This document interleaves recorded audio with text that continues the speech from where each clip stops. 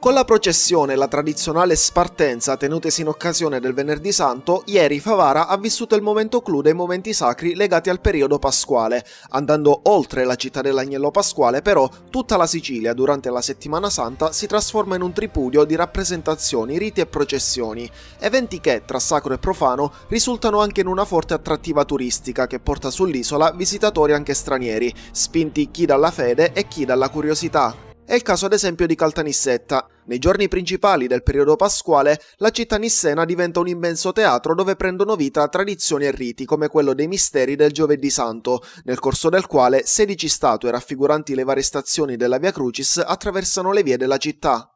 Curioso il caso di Montelepre, in provincia di Palermo. Qui i protagonisti della processione dei misteri non sono le statue, ma circa 400 cittadini in costumi d'epoca. I figuranti, che interpretano gli 80 quadri con gli eventi più importanti dell'Antico e del Nuovo Testamento, percorrono le vie del paese. Sono seguiti dall'urna del Cristo morto, portata a spalla dai civili e dai galantuomini, e dal simulacro della Madonna Addolorata, avvolta da un manto nero e condotta dalle maestranze. A N invece sono le congregazioni, antiche corporazioni delle arti e dei mestieri riconosciute fin dai tempi dei sovrani spagnoli, ad animare la processione del venerdì. Circa 2000 confratelli, incappucciati nei costumi propri delle singole confraternite, sfilano portando sui vassoi i 25 simboli del martirio di Gesù. Seguono poi, in silenzio, le statue del Cristo morto e della Dolorata.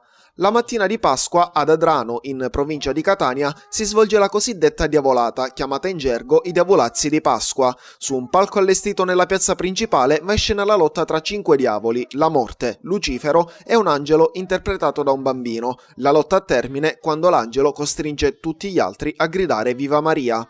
Un altro tipico rito di Pasqua che si tramanda di generazione in generazione ha luogo a San Fratello, in provincia di Messina. Si tratta della festa dei Giudei, che consiste in giovani del paese, agghindati con abiti vistosi e volto coperto da maschere rosse, che interpretano gli assassini di Cristo, correndo per la strada e disturbando la gente.